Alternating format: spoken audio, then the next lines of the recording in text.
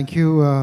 I think here's a topic that is so relatable because we are so used to notifications, virtual chats, maybe not even calling each other. Meeting has become a distant, meeting has become taken over by chats, by calls. And in this kind of a mix, I think what sometimes customers feel is that they are not being heard properly. They have just been reduced to a name, a number. For most brands, they are like, okay, how many numbers have we reached out? They have become part of the Excel sheet.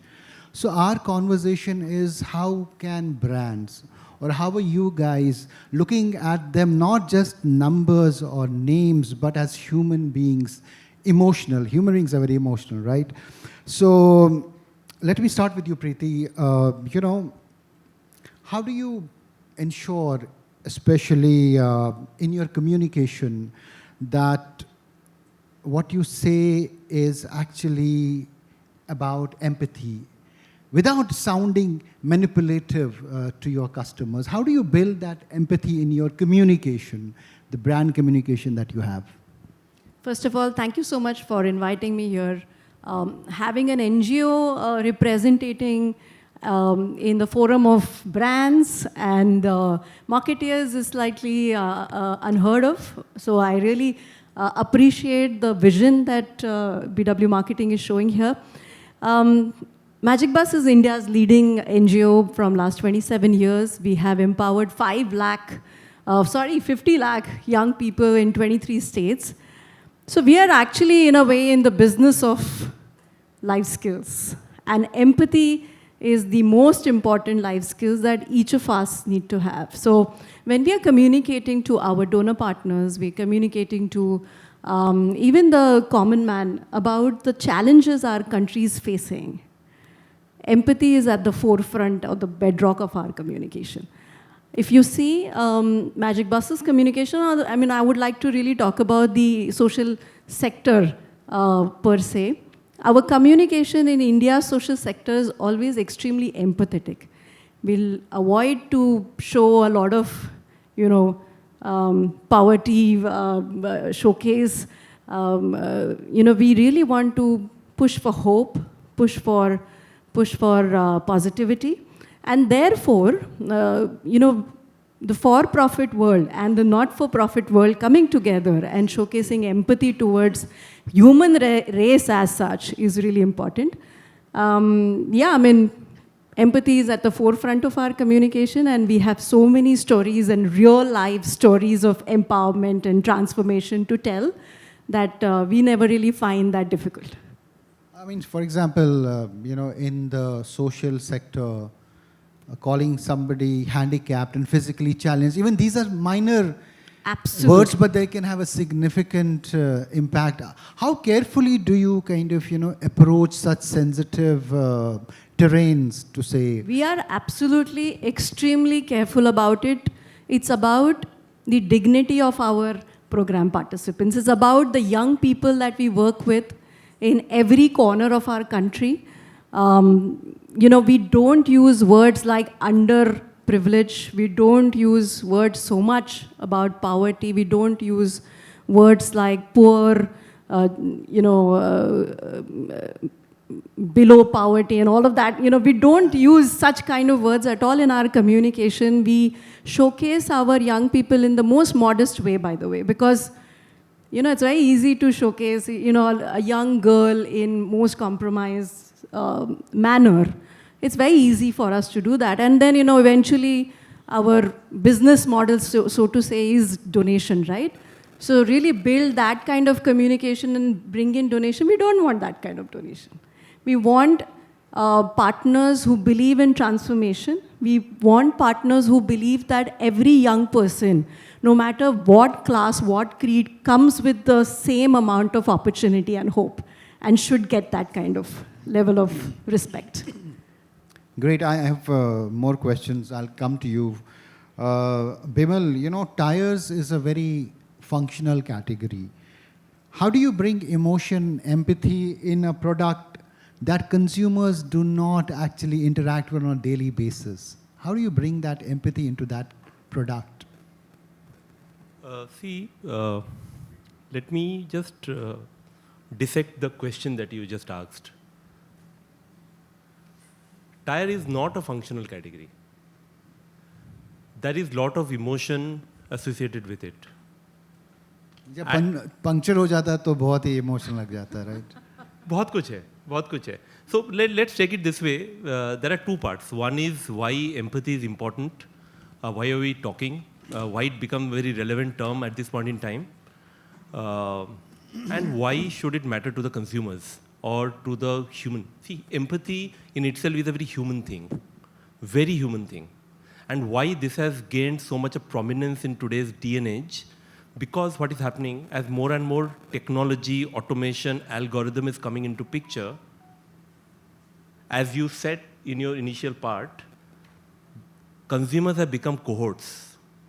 Set of audiences, something works for them, but for all you know, even if we four are here as panelists, maybe similar profile, we might have different way to enter, different sensibilities. Consumers get that it's a generic spray happening, that's one. Second thing, we all are talking about consumers, audiences. I would really like to encourage, and the same question I ask myself and my team as well, how much you know your audience? See, fundamentally the customers, including all of us, has gone through a fundamental shift. All the marketeers, and I see this, we are still, I'll give you the example of Dhurandhar. I think most marketeers are still marketing to the Jaskirat, whereas the Jaskirat has become Hamza. He's gone through a fundamental shift, which we think we know. We haven't done enough understanding to come to a point that we actually know. With that assumption, we operate. Plus, we also operate with our success point.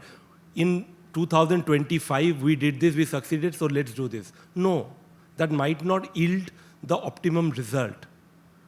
So, first part is why empathy is important, why it's getting significance. Because as more and more automation come into picture, yes, this customer is still trusting the most important decision making to the algorithm. But what an algorithm does today is giving the information. But in the same domain, it is not giving trust. It is raising anxiety level. Information is coming fast. But is the customer trusting it? Because at the same time, trust deficit is growing. What empathy does, which we all are learning now, and that's the reason there is so much of hue and cry, that is the way to enter his heart, because we say human beings are rational animals. When it comes to purchase, when it comes to shelling out that dollar out of the pocket, they will certainly make an emotional decision at some point. And that's the final leg. If my communication, if my connect, and when I'm saying this, it is not just with advertising. It is also through channel. India has still many industries. In the tire industry that you said, it operates at a 97 to 98% level in a brick and mortar stores, which is the physical retail, where 70% of the decisions, to answer your question, in my industry is taken at the retail counter. Somebody might come with a consideration said ki I will buy Fiat or MRF. I'm just giving an example. Dealer might land up selling something else to him. Now, if you go deeper into that to understand, my category, tire purchase never happened in the planned category. It is a category where people come into when they have a need and they will do it right now. And dealers, the channel understand. So for me, one level of connection is how are my channel partners engaged with me? Because almost 75 to 80% of my industry is multi-branded outlet. Exclusive outlet doesn't exist. Even if you think they are, you enter any shop which might give you the signage of Fiat, you enter, you will get to know there are 4 other brands he's selling. You go today evaluating for your tires, he might recommend you one brand. You go exactly 1 week later, he might recommend you brand 2. You know why? Because on that brand 1, he had a target. If he completes, he will have a Thailand trip. But if you go 1 week later, he might have another brand which is aiming to give him a 79-inch plasma television. So there are different sets. operates out here. And to again answer the question that I was asked, people don't purchase anything at a functional level. There is still some level evaluation if I consider the typical marketing funnel: awareness, consideration, preference, and conversion. Till consideration, functionality comes into. But when it comes to preference, some other forces come into the consumer memory structure that seals the decision. That is exactly where a lot of emotion, empathy, the way you connect comes to the party. Thank you. Thanks for giving us this detailed response. Of course, I think now I agree how it is very emotional actually, not just functional. How many of you are on Aisle dating app? You know, dating app, Riya, is a very emotional space. I think right from the download itself, the emotion, there's an emotional aspect to it. So how do you build that, brand that understands emotions without becoming too intrusive also at the same time? Such a wonderful question, Ruhail. There are industries, I've been a part of those, where emotion is the top layer of the journey. In dating as a category, emotions are the whole journey itself, right? Because Aisle is not just a dating app, it's a commitment-centric dating app, which means we have seen 3 million love stories in the past 12 years.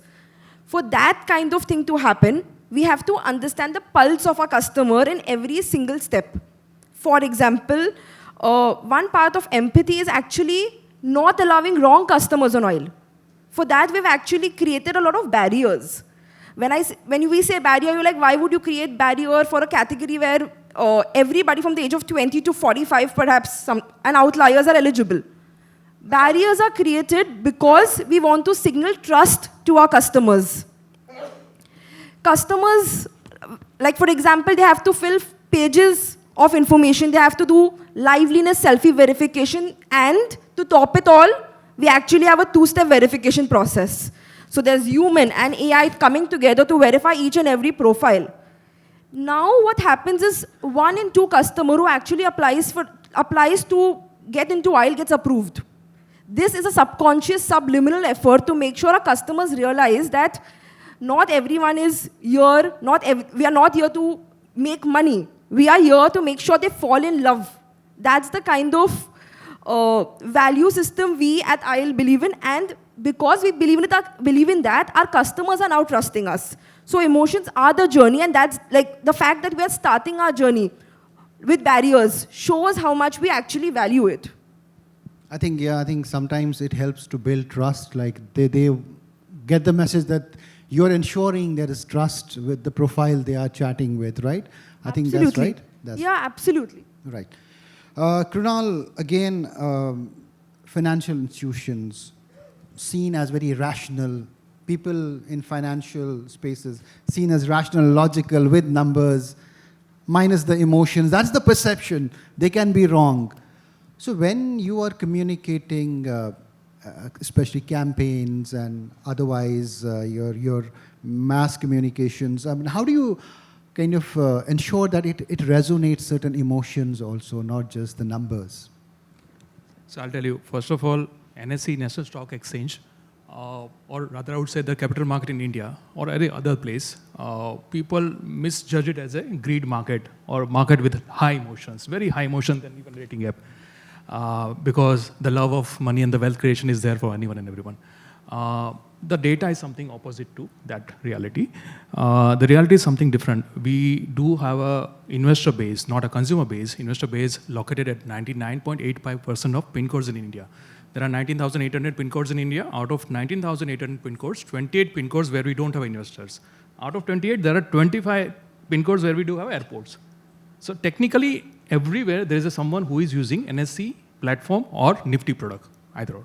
Second, the active investor base are 14 CR. The size of investor base or our population of our consumers who believe into NSE, thanks to our technology, thanks to our products, thanks to a solution which we have provided over 30 years, is almost equivalent to the size of Australia population.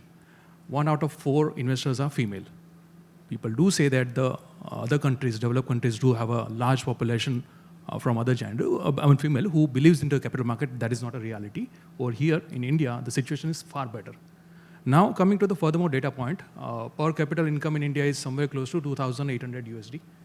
If we add one more zero, 24,000 USD, another country, I can't name it, far more developed, much vocal in terms of their presence in the market as a single place for entire country who understand the economy. The value of capital market created by NSC and that individual place is almost equivalent. So we don't have that much deep pocket, but still we do have a trust in capital market. So yes, it's a trust market, not a greed market. Trust definitely can't come by preaching product and services and technology and other things. While I can say that we moved to nanosecond few weeks back, nanosecond is something where no other ecosystem on earth believes in responding you in a nanosecond. 1 second ka 1 billion part. The Google of the world do have a microsecond or millisecond response time while we respond in a 1 nanosecond. So that means speed of light can travel 30 centimeters in a 1 nanosecond while we can respond in that much time. If you're sitting in a Ladakh, putting an order at our server at Bombay, our response is much faster than speed of light. So those things are there, but we don't advertise. What we advertise, what we communicate, from past 20 years, singular campaign, सोच कर, समझ कर, invest कर. Think, take a pause, think, and then act. We ourselves said that, okay, if you don't understand ABCD product, if you don't understand, say, derivatives, don't use it. Though we are largest when it comes to derivative products from past 7 years globally, we say that don't use it. It's not for you. सोच कर, समझ कर, invest कर is a philosophy where we invest full 20 years with every other individual marketing money to make sure you get an education. Once you have education, once you understand that whether it's right or wrong, you might not come to our place, fine, let it be. We will still earn our money. But you understand this place is someone who is holding your hand. Furthermore, granularly, it's not just lip service which you do and say that, okay, our job is done. 19,000 on-ground activation camps last year we did it.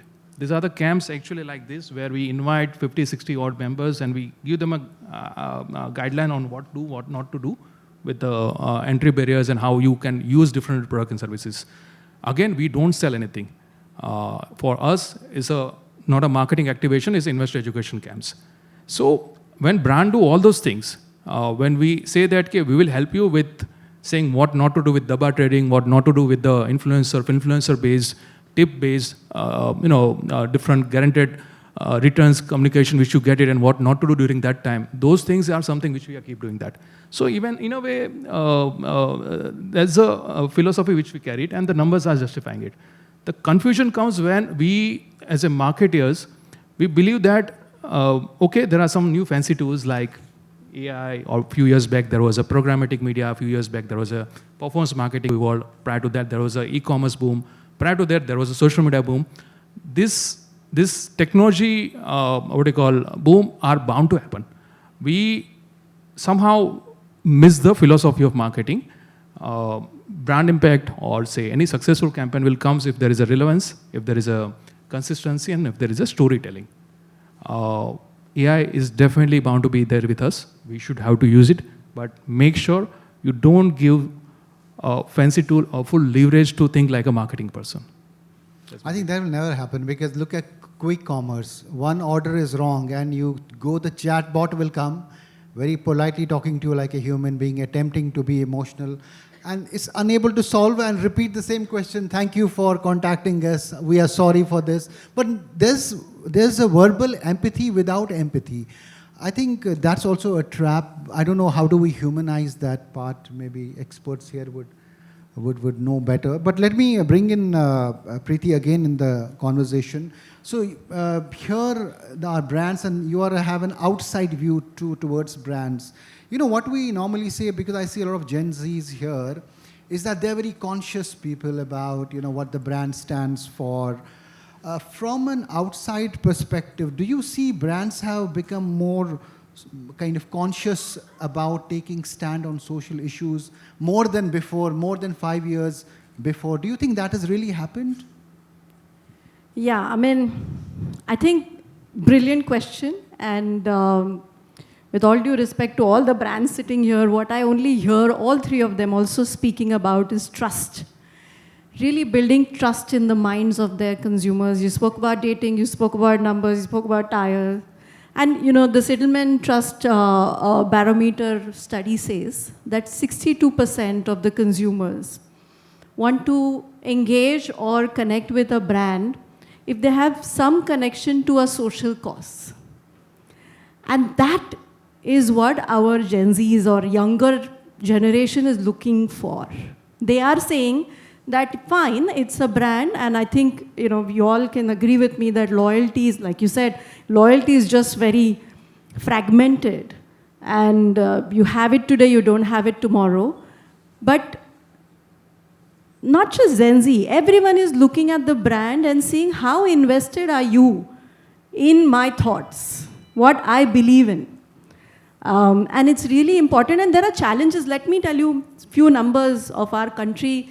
About 49% of the graduate youths are unemployable in our country today. About 14.5 crore women are missing from the overall workforce for us to have 70% FLFPR by 2047 to achieve our dream of Vikasit Bharat in the next 24 years. So if us as collectively, and I'm telling you, Gen Z is a brilliant, brilliant generation who are going to take this country ahead in a very, very successful manner because they're very woke. They're very woke, and we must learn from them. They are looking at brands. They're looking up at one brand who really believes in their problem, believes in what's really good, how conscious, how invested that brand is. And it's really important for each brand to really have purpose-led communication. We all are talking about trust. We all are talking about emotions. Today we are discussing empathy. I really want to ask one question to everybody here is, what is it that you would like to, teach your daughter when she was 5-year-old? You guys don't have kids, but whoever. What one skill you would like to teach your daughter? Yeah, let's have a response. Yeah, let's understand this. I mean, we're talking about empathy as a life skill. I would like to know, what is that one thing you would like to teach your 5-6-year-old daughter so that tomorrow she's able to build agency in her life? Anyone? Any response? Yes? Farming? What else? Anything else? Digital, IT, AI, cloud computing. We just saw some industries going really up. I believe every parent would want to teach life skills to their young ones. Yeah, critical thinking, negotiation, creativity, empathy. All of these life skills are so important. So coming back to your question, yes, brands have become transactional, but there are brands that are very woke. They are purpose-led, and they are solving for a sustainable society and not just their quarter-on-quarter and year-on-year numbers and growth. Absolutely. Bimal, we often talk on panels that brands are listening to social posts and listening. It's been a recurring word, but can you share an example in this stint or your earlier stint where you actually listened to a complaint and changed your strategy to kind of appear more human to the person? Has it ever happened? Yeah. It's a good question. Let me share something about the previous company. So I worked with Hewlett Packard HP for 10 years. So I worked in multiple roles in India and global as well. So this is something at an India role what I figured out. So even now I'm sure any one of you who would have gone to a retail store, be it Chroma, Reliance Digital, or even any of the multi-branded or exclusive branded store, if you go to a shop, they'll tell you this much GB, this is 5th generation, 6th generation, 10th generation, blah, blah, blah, blah, blah. There will be so much on you, they'll confuse you, even if you're a learned audience. When I heard this, by standing at a store, generally just many things what I do is, when I get time, I just go and stand in the store and I listen to the conversation between the customer and the salesman. So I get a lot of input where I tell the salesman कि यार सवाल A पूछ रहा है, आप अपने number पूरी करने के लिए B पे ही उसे दागे जा रहे हो. You understand? because he's got a number to clock and his incentives are stuck to that, right? But what we figured out, the most important thing when a customer comes, if you can ask a simple thing, sir, आप laptop किस use पे करेंगे? Are you a content writer? Are you a student? Are you going to learn something? Once you establish that, no, all of a sudden the customer has a completely different disposition and the way he will be audience to your sales pitch. Because that's the first line of connection.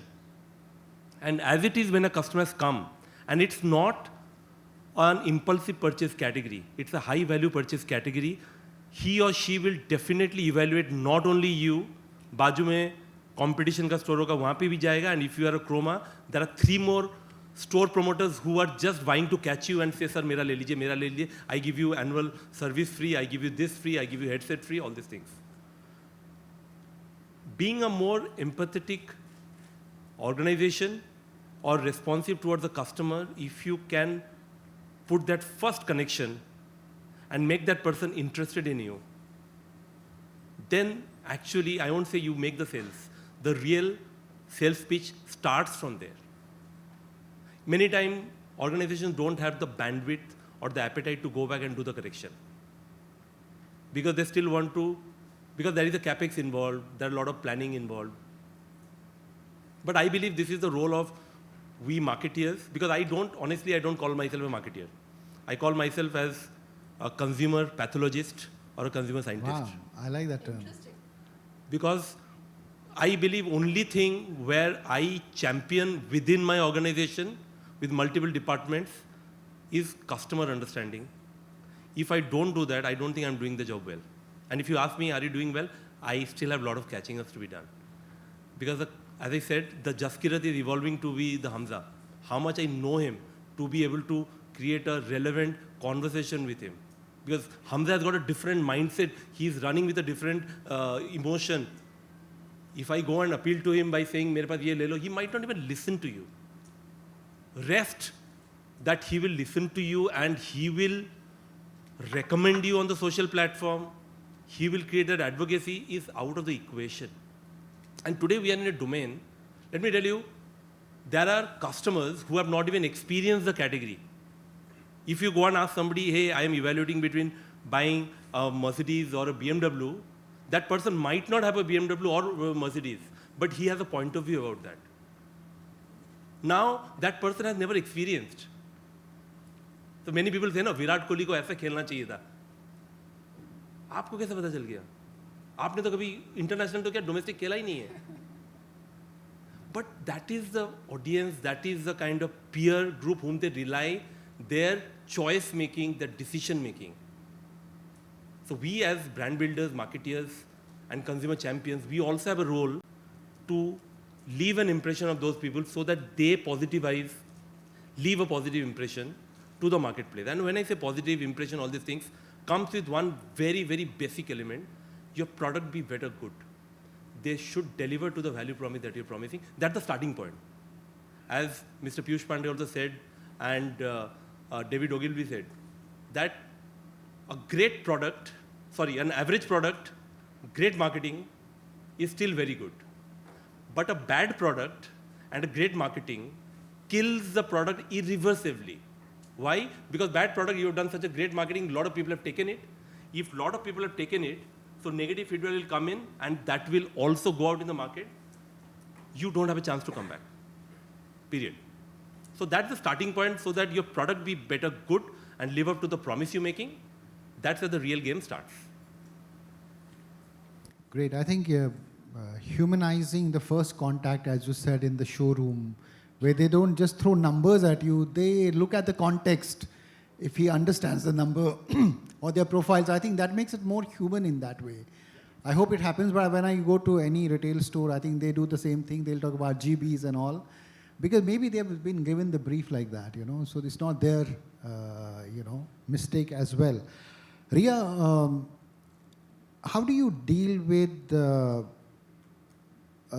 customer who's not happy, and how is your platform trying to be different from the others that are in this space? What is unique about your approach that others are not doing? Fair. So I think for those who understand, Aisle sits between casual apps and matrimony.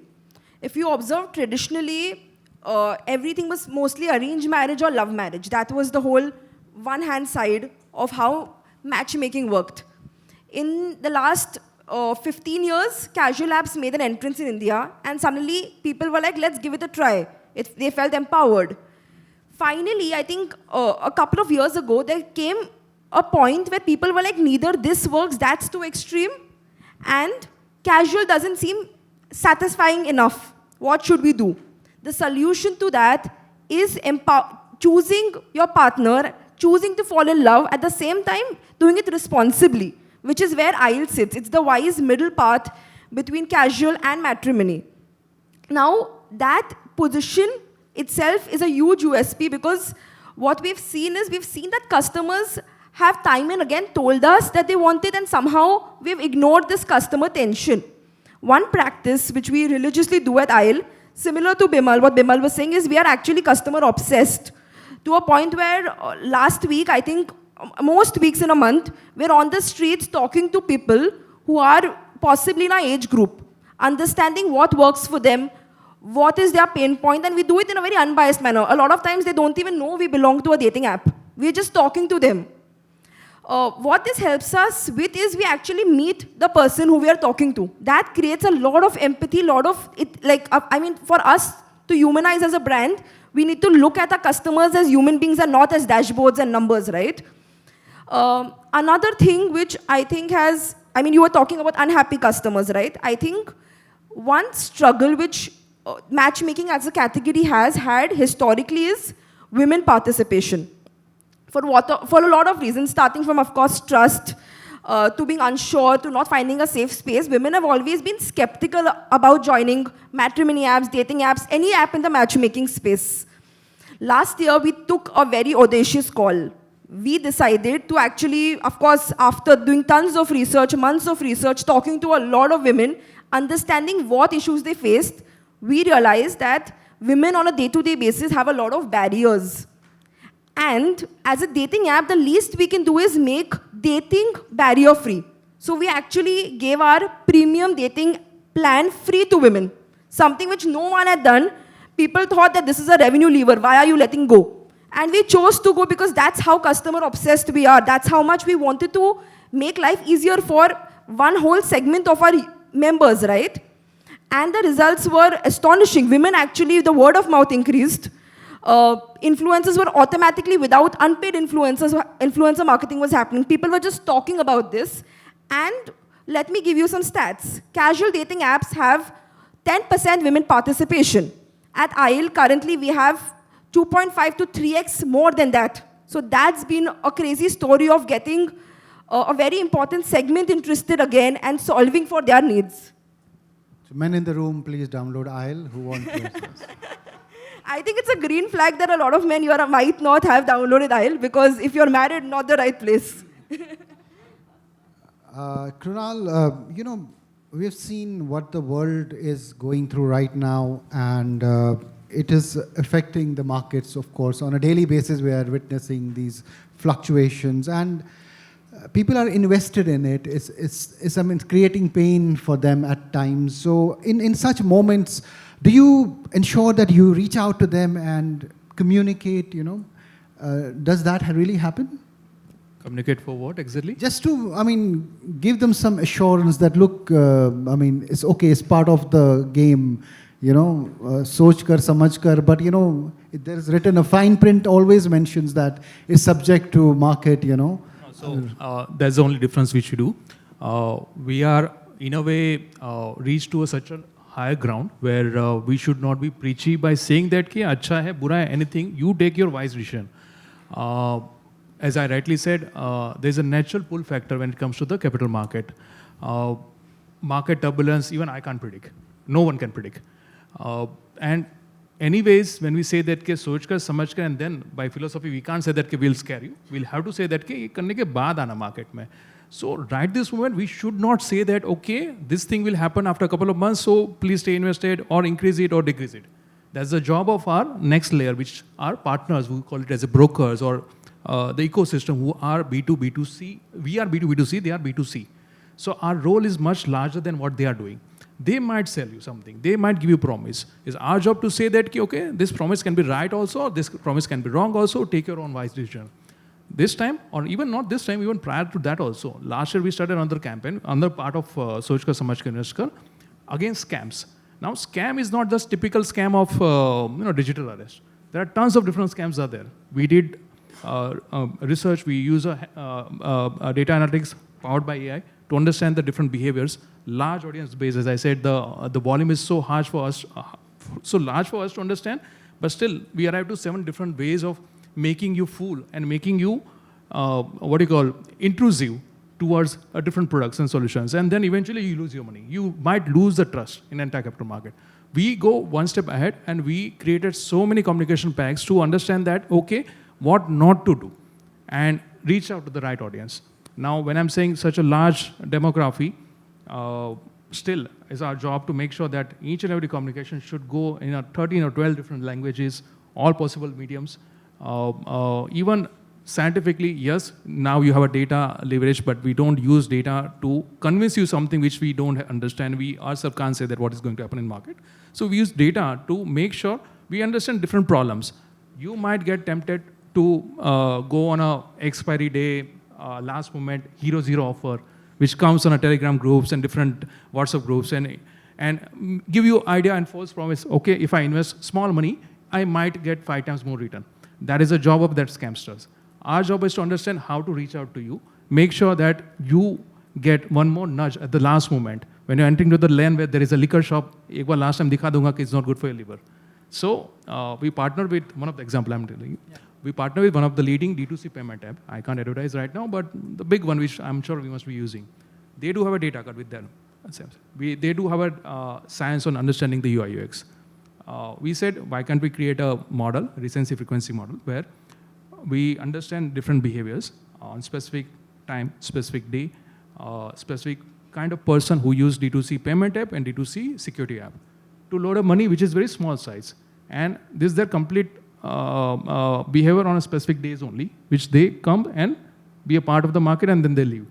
Now, if you can create such kind of model, and that model I use it to communicate a message when they transfer money to respective broker apps is 70,000 or 80,000 rupees. And before they blow their money, I'll show them a last time one more message कि सोच कर समझ कर invest कर जा रहा है पैसा गवाएगा एक बार देख ले. That's my job to warn you. So we don't do all those things actually. Even an attempt to be empathetic is enough. You may not be able to solve it, but I think that's enough for the customer. Consumers get right? that signal. Right? This is human connection. Exactly. He is not giving me. It's like, your kid is asking for a toy. You might not give the toy. Or if he is asking for ice cream, you might not give him the ice cream. But the conversation you have with him, that time will convince him. Yeah, but God bless us. AI is going to take care of everything, and I hope we can humanize it to understand our problems. Let's see which way it goes. But, fantastic points here raised by my panelists. A round of applause for them, please. Yes, thanks for joining us today.